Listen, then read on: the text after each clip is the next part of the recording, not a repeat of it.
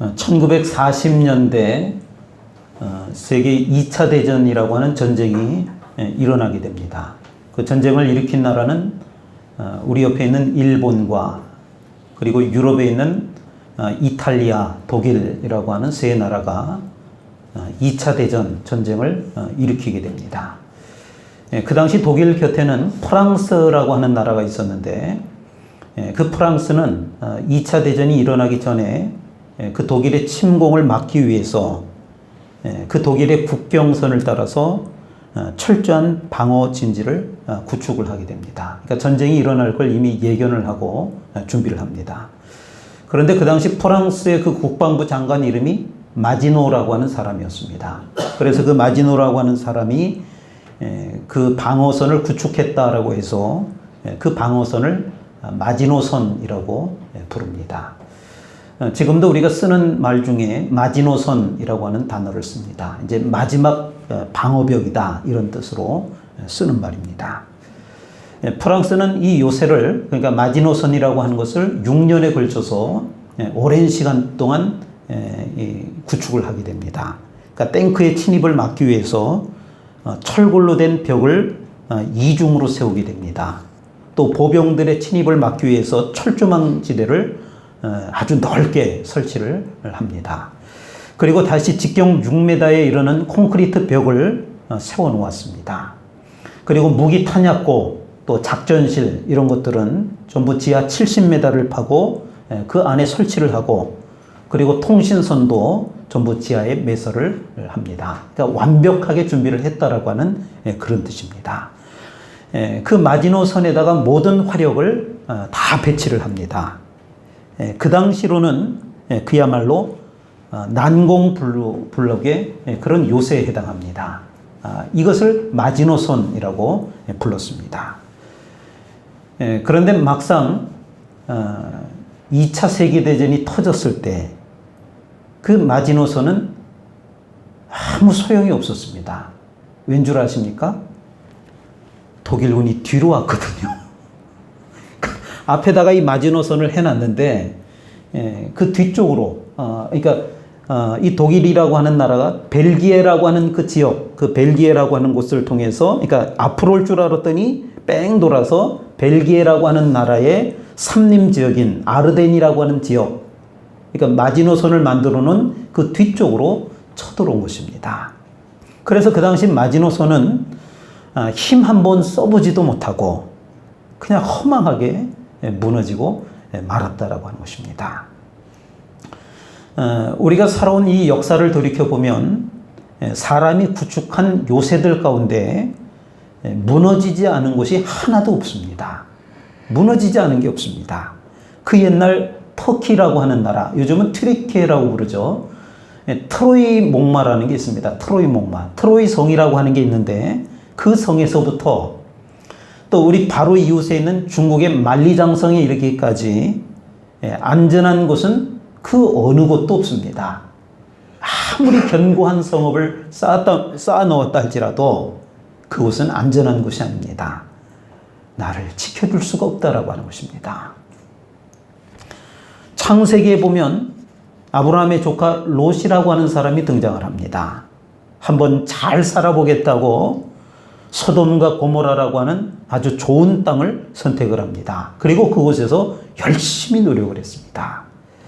좋은 조건에서 잘 되는 것만 같았습니다. 그러나 전쟁이 일어나자 재산을 다 빼앗기고 포로가 되는 불행을 겪기도 했습니다. 심지어 나중에는 그 소돔과 고모라 성이 멸망할 때 겨우겨우 도망을 해서 목숨만 부지하는 그런 신세가 되고 말았습니다. 그 당시 아브라함은 롯에 비해서 그렇게 좋은 환경이라고 볼 수 없습니다. 하지만 하나님께서 지켜주심으로 그는 풍성한 삶을 누렸다라고 하는 것을 우리가 성경을 통해서 확인해 볼 수 있습니다. 하나님이 지켜주시지 않는 이 세상의 모든 것은 그저 불안할 뿐입니다. 성도 여러분, 지금의 삶이 어떠하십니까? 불안하십니까? 그러나 하나님이 지켜주시면 든든할 줄로 믿으시길 바랍니다. 시편 16편 8절의 말씀입니다. 내가 여호와를 항상 내 앞에 모시며 그가 나의 오른쪽에 계심으로 내가 흔들리지 아니하리로다. 시편 62편 6절에 보니까 오직 그만이 나의 반석이시요 나의 구원이시요 나의 요새이시니 내가 흔들리지 아니하리로다. 오늘 본문은 시편 121편의 이 말씀은 예루살렘 성전을 향하는, 또 예루살렘 성전을 향해서 순례를 떠나는 그 순례객들의 신앙 고백이라고 하는 말씀인 것입니다. 순례자들은 광야의 험하고 거친 길을 지나가야만 했습니다. 밤이 되면 약탈하는 그 강도들 때문에 풀침번을 세워야 될 수밖에 없습니다. 또 낮은 40도 50도가 되는 그 뜨거운 태양열 때문에 가다가 죽는 사람이 한둘이 아닙니다. 불안합니다. 그런데 그들 중 어떤 순례자가 장막에 들기 전에 이제 밤에, 그 두려운 밤에, 독충과 전갈이 언제 나를 해할지 모르는 그 밤에, 또 굶주린 맹수들이 언제 습격할지 모르는 그 밤에, 그리고 약탈을 일삼는 그 강도들이 언제 나타날지 모르는 그 밤에 장막에 잠들기 전에 눈을 들어 멀리 시온산을 바라봅니다.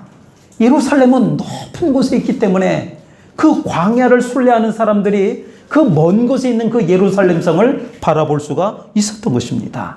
그런데 그 순례객이 그가 거기에서 자기들이 세운 파수꾼 외에 돌아가면서 불침번을 세웠잖아요.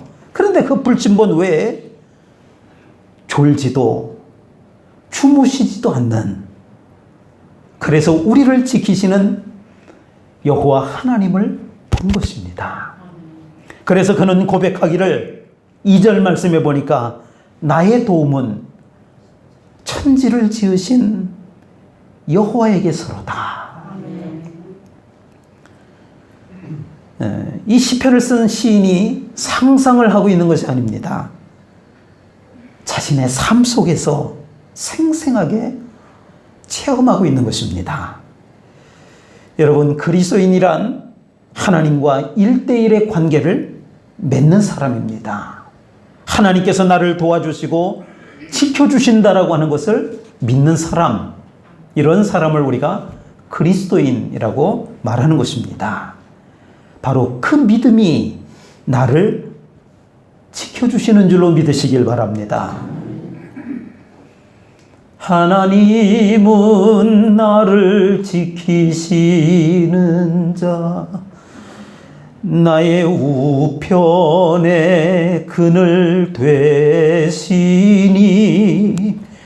낮의 해와 밤의 달도 나를 해치 못하리.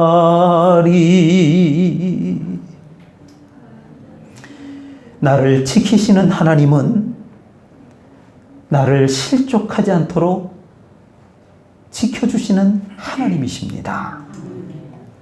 세클턴이라고 하는 사람은 그 추운 남극의 탐험가 출신입니다. 한 번은 탐험을 하던 중에 그 탐험선이 난파를 하고 말았습니다. 좌초하고 말았습니다.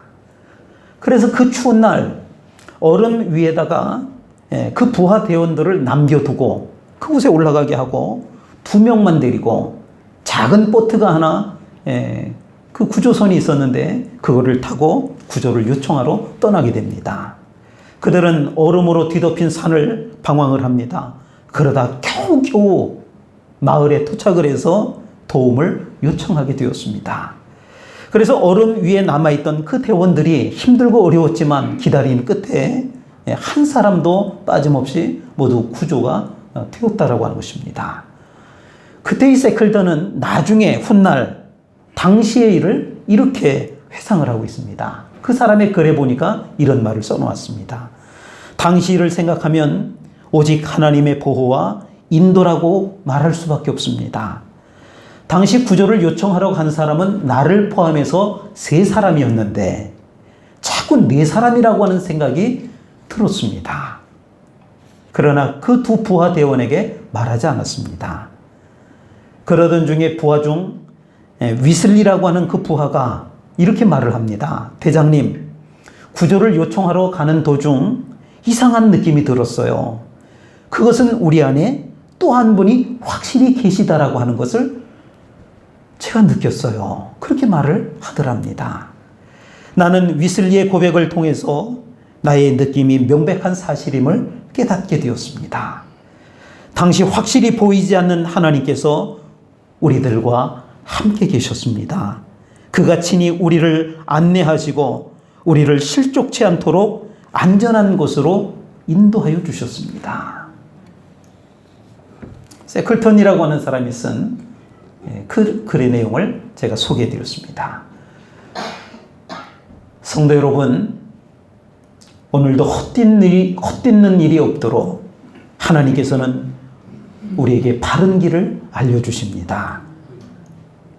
예루살렘으로 향하는 그 순례자의 길은 사실 험했습니다. 목숨을 내어놓고 또 목숨을 걸고 그 예루살렘을 향해서 가는 그런 여정이었습니다. 가다가 한번 헛디디면 발목이 부러질 수도 있고 또 벼랑이나 빈 우물을 헛디기만 하면 생명이 위험할 수도 있습니다. 간혹 걸어가는 것이 노출되어서 강도를 만나거나 맹수를 만날 수도 있는 그런 위험한 상황이었습니다. 사실 연약한 육신을 입고 사는 인간이기 때문에 우리는 가끔 인생을 살아가다 보면 어쩔 수 없이 헛디디는 경우들이 있습니다. 우리가 너무나 좋아하는 이 세상은 발 디딜 장소가 없을 만큼 함정들이 참 많습니다. 산을 향하던 발길이 헛디딜 가능성이 24시간 내내 우리 가운데 존재하는 것입니다. 그런데 우리를 실족하지 않도록 할 수 있는 것은 내가 열심히 수양을 한다고 해서 되는 것이 아니라고 하는 사실입니다. 오직 하나님만이 나를 지키실 수 있음을 고백해야 되는 줄로 믿으시길 바랍니다. 요즘 돌이 막 지난 제 손녀가 걷기 시작합니다. 처음에는 겁이 나는지 한두 걸음 뛰다가 얼른 주저앉더라고요. 근데 최근 들어서는 이게 조금 익숙해지니까 요즘 그 영상을 보내주는 걸 요즘 보니까 이제 걷기 시작합니다. 몇 걸음을 걷고 또 몇 걸음 걷다 앉고 또 시간이 또 지나서 또 영상에 보니까 이제 자기 마음대로 거침없이 걸어가기 시작합니다. 그런데 저희 손녀뿐만 아니라 모든 아이들이 이 걷기 시작할 때 공통적인 특징이 하나 있습니다. 그러니까 처음에 한두 걸음 걷다가 주저앉고 몇 걸음 걷다가 주저앉고 이제 해보니까 이제 자신감이 생기니까 막 걷기 시작하는데 그래서 뒤뚱 뭐 이상 삐뚤빼뚤 이렇게 걷기 시작하는데 그냥 걷기만 하진 않습니다. 이 아이들이 가만히 보면은 걷다가 한번 뒤를 돌아보는 거예요. 뒤를 꼭 돌아봅니다. 왜 돌아보죠? 뒤에 엄마가 있는지 그 확인하는 겁니다. 아무리 잘 걸어도 또 걷는 것이 막 신나고 재미있어도 뒤에 엄마가 있어야 든든한 거예요. 아직은 자기가 익숙하지 않거든요. 마음대로 안 되거든요. 그러니까 엄마가 좀 나를 좀 지켜보고 있나 무의식 중에 그거를 확인하는 겁니다. 그래야 걷다가 넘어져도 나도 모르게 엉뚱한 방향으로 가게 되어도 나를 바른 길로 인도하면서 나를 지켜준다라고 하는 것을 알기 때문이라고 하는 것입니다.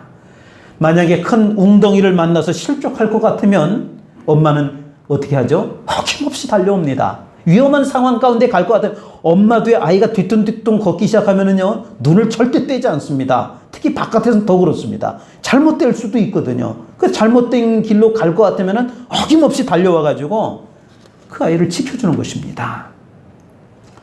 하나님은 나를 지키시는 분이십니다. 의심치 말고 졸지도 아니하시고 주무시지도 아니하시는 그 하나님을 바라보시기를 바랍니다. 밤과 낮에 도우시고 우리들이 실족치 않도록 세상 끝날까지 지켜주심을 확실히 믿으실 수 있기를 주의 이름으로 축원을 드립니다. 하나님은 너를 지키시는 자, 너의 환난을 면케하시니 그가 너를 지키시리라. 너의 출입을 지키시리라. 나를 지키시는 하나님은 나를 모든 환난으로부터 지켜주시는 하나님이신 줄로 믿습니다. 또 한 사람을 소개합니다. 우주 비행사 중에 어윈 대령이라고 하는 사람이 있습니다. 50여 년 전에 달나라를 다녀온 그런 조종사 중에 한 사람입니다. 그 당시는 달에 가는 것도 어려웠지만 사실은 갔다가 돌아오는 것이 더 어려웠던 그런 시절입니다. 그러니까 기술적으로 완벽하지 않았기 때문에 우주선을 타고 대기 밖으로 나가는 것까지 쉬운데 들어오는 게 어려웠던 시절이라고 하는 것입니다. 어윈 대령 일행이 우주선에서 이탈한 캡슐을 타고 지구로 귀환을 하게 되었습니다. 이제 달나라로 갔다가 돌아오게 되었다라고 하는 것입니다. 그런데 낙하하는 도중에 캡슐에 있는 낙하산 2개가 펴져야 되는데, 그래야지 이 캡슐이 안전하게 내려올 수 있는데 1개는 펴졌는데 1개가 펴지지 않은 겁니다. 추락한다라고 하는 그런 뜻입니다. 그러자 미국의 휴스턴에 있는 그 우주본부에서 몹시 당황을 했습니다. 캡슐 안에서도 아무런 방법이 없다고 생각이 되었습니다. 그때 어윈 대령이 자기도 모르게 큰 소리로 그 안에 대원들에게 이렇게 외쳤습니다. 우리 모두 기도하자! 기도하자! 그리고 모든 기계를 다 스톱을 시키고 기도하기 시작했습니다. 그러자 그 휴스턴에 있는 그 우주본부에서도 그 말을 듣고 그럼 우리도 기도하자! 이런 외침이 있었습니다. 그 짧은 시간에 그 본부에 있는 모든 직원들이 다 같이 무릎을 꿇고 기도를 합니다. 하나님 지켜주옵소서. 그런데 그때 놀라운 일이 벌어졌습니다. 갑자기 회오리 바람이 불면서 그 캡슐을, 그 내려오던 그 막 추락하고 있는 그 캡슐을 덮친 것입니다. 그런데 그 바람의 세기가 그 나머지 하나의 낙하산이 펴질 만큼이었다라고 하는 겁니다. 하나만 펴졌고 하나가 안 펴졌는데 회오리 바람이 그 캡슐을 탁 치는 바람에 그게 그만 펴진 것입니다. 그로 인해서 아무도 상하지 않고 캡슐은 땅에 사뿐히 내려앉을 수가 있었던 것입니다. 그날 그것을 지켜본 사람들이 다 같이 외쳤습니다. 하나님은 살아계십니다. 하나님의 기적입니다. 하나님의 능력이 나타났습니다. 그날 이후에 이 어윈 대령은 그 우주선 조종사를 그만두고 세계 각국을 돌아다니면서 그 일을 간증을 하고 다녔다고 합니다. 오늘 말씀 6절입니다. 낮의 해가 너를 상하게 하지 아니하며 밤의 달도 너를 해치지 아니하리로다. 하나님의 지키심이 우리의 모든 환경에 적용되고 있음을 말씀합니다. 낮의 위험이 공개적인 위험이라고 한다라고 하면 밤의 위험은 은밀한 위험입니다. 밤은 달빛의 냉기가 스며들듯이 소리 없이 교활하게 스며드는 보이지 않는 공격들이 있습니다. 우리를 넘어뜨리며 망하게 하려는 간사한 마귀의 계교들이 바로 밤의 은밀한 유혹인 것입니다. 그러나 주님은 아무리 은밀한 위험도 간파하시며 극히 교묘한 관계도 다 헤아리고 계시는 줄로 믿습니다. 그리고 모든 은밀한 환난과 위험에서 우리를 보호하시고 지켜주시는 줄로 믿습니다. 그래서 7절 말씀에 여호와께서 너를 지켜 모든 환난을 면하게 하시며, 해와 달의 주인이신 하나님만이 인생의 보호자 되심을 믿고 하나님의 도우심을 구할 수 있기를 주님의 이름으로 축원을 드립니다. 하나님은 너를 지키시는 자, 너의 환난을 면케하시며 그가 너를 지키시리라. 너의 출입을 지키시리라. 나를 지키시는 하나님은 나의 출입을 영원히 지켜주시는 하나님이신 줄로 믿습니다. 아프리카 탄자니아라고 하는 나라의 초원에는 영양의 일종, 그 양의 일종인 누떼라고 하는 것이 살고 있습니다. 잘 달리는 양떼를 말합니다. 매년 비가 오지 않는 건기가 되면 새로운 풀을 찾아서 무려 1600km나 되는 먼 길을 떼를 지어서 그 수만 마리, 수십만 마리가 이동을 한다고 합니다. 수만 마리, 수십만 마리의 누떼가 엄청난 양의 먼지를 풀풀 일으키면서 그리고 땅이 흔들릴 정도로 굉음을 일으키면서 달리는 그 광경을 보는 사람들이 가히 장관, 야, 참 대단하다. 수십만 마리의 그 누떼가 그 막 달려가는 그 장면은 엄청나다고 합니다. 그런데 이 누떼의 이동을 수년간 지켜보던 어느 한 동물학자가 참으로 안타깝게 여겼다고 합니다.